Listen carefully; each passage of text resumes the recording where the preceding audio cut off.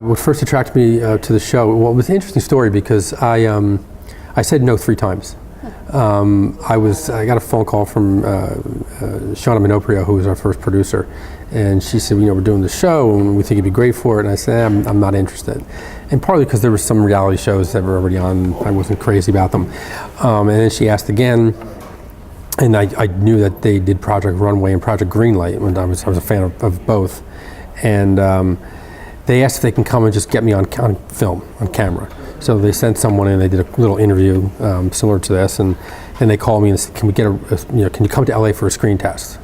So I'm not coming to LA. So, but there was a documentary on the opening of Kraft. And so I sent them that, and they were like, oh, okay, we want to make you an offer. And then I got serious and said, all right, let me talk about this. So we discussed it, and I didn't want the show to be about me. And when I got I got a pretty good idea of what they were doing, that this was about the contestants, and I was just judging it. And also, it was important that the judges made the decisions, that we weren't, the pawn of producers or the network or something. And because then I knew we can keep it about food, and it wouldn't turn into a popularity contest or about personalities. And so, once I got comfortable with that, then I was fine with it.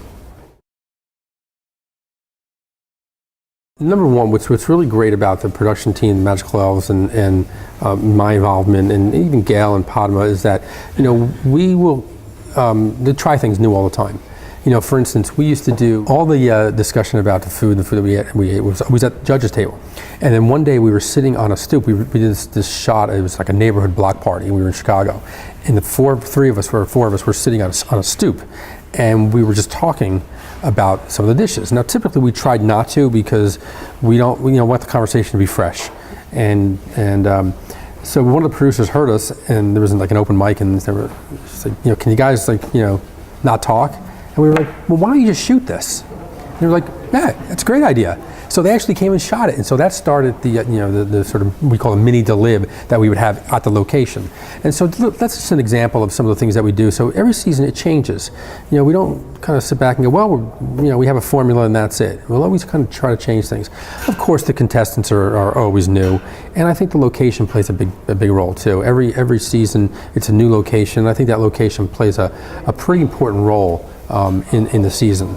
Last season was New Orleans, and so you have some challenges that are New Orleans centric, either because of the food or because of the location or because of traditions. You are going to a location like Hawaii for the finale, and having to work with maybe some ingredients that you're not used to, and so there's it always feels fresh, I think, for various reasons, but it's also, we try to keep it fresh.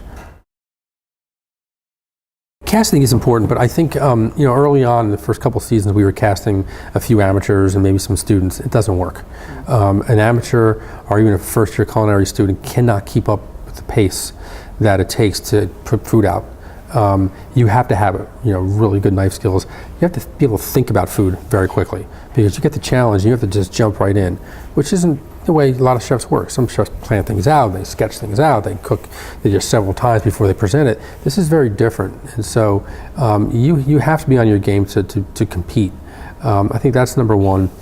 We also made a decision at some point that we were going to cast executive chefs, like chef de cuisines are very strong sous chef candidates, because again, a 2-year cook, 3-year cook couldn't hang.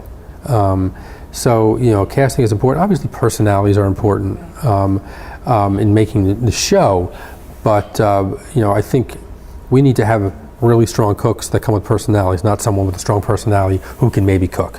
Because that strong personality, and sometimes you get this in casting, oh, this person's great. Well, if they can't cast, they're not going to be around. If they can't cook, they're not going to be around very long. So it doesn't matter what kind of personality they have, they'll be the first or second to go. So they realize that if you want a good personality to last, at least halfway through, they better be able to cook, because we don't care as judges about personality at all. In fact, all the stuff that happens on, the reality stuff that happens behind the scenes, we're not privy to it. We don't care about it. We don't know about it. We care about the food that's on the plate. That's it. Well, the first couple seasons, I wasn't a producer on the show. Now I am, and that really came out of a couple things. I mean, some of the work behind the scenes, business-wise, getting hotel deals and things like that, I've managed to help out with. But now, I'm involved a little bit on the creative side, and usually they'll run challenges by me, and But that's it. But I think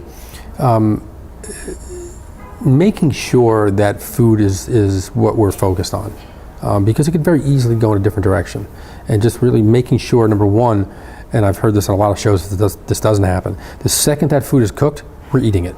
It doesn't go to get photoed first for beauty shots. Typically, when you see on our show, if they have to make 4 dishes for the judges, they're making 5 dishes, 1 for the camera. So little things like that to make sure that we're getting food the way the chefs intended us to eat the food. I remember the first season we had some problems with that, especially in the finale, getting food out fast, and it may have caused someone to win. And so we got to be careful. It's my feeling is that the chefs they're really working hard. They're up 16 hours a day with a camera in their face, and there's the public looks at the show and thinks that we have a week to work, and then they see an episode and we have another work. We shoot everything straight through. Every other day we're doing an episode. So it's back to back to back. The chefs halfway through are exhausted. They're leaving their family behind. They're leaving their restaurants behind. They're not allowed TV, they're not allowed books, they're not allowed magazines, they're not allowed newspapers, they're not allowed music. And so it's, 16 hours a day cooking, interacting with each other, always sort of with this idea that everything they do is being scrutinized. And so my feeling is we really have to honor the commitment and the work that they're doing. We have to be honest and fair. And, sometimes we make very unpopular decisions, but they are always based on the way we understand the challenges, and with this idea that we're focused on what the chef is doing at that moment, that challenge. So you can win 5 or 6 challenges in a row. If you make the worst dish, you're gone.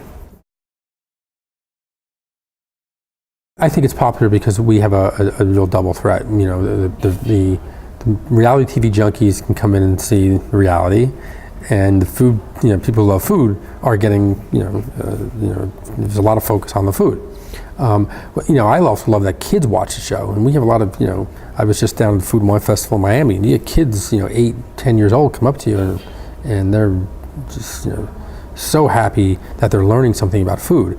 A lot of kids say, I was really a picky eater until I started watching Top Chef, and now I want to try everything. You get parents who say, I only cooked a handful of things for my family, now I'm expanding my horizons, I'm doing a lot more. So the show is, it's even though it's a reality show, and sometimes it's easy to poo-poo a reality show and just go, well, it's just some kind of, we're actually doing things that people actually, they learn, they get an education. I think also what we've done for the chefs that have been on the show. You look at Brian Voltaggio, his restaurant was about to close, and he has a great run on the show. He didn't win, but still, now you can't get in his restaurant. Now he has 3 restaurants, and Del Talde has 3 restaurants, and Stephanie, who won season 3,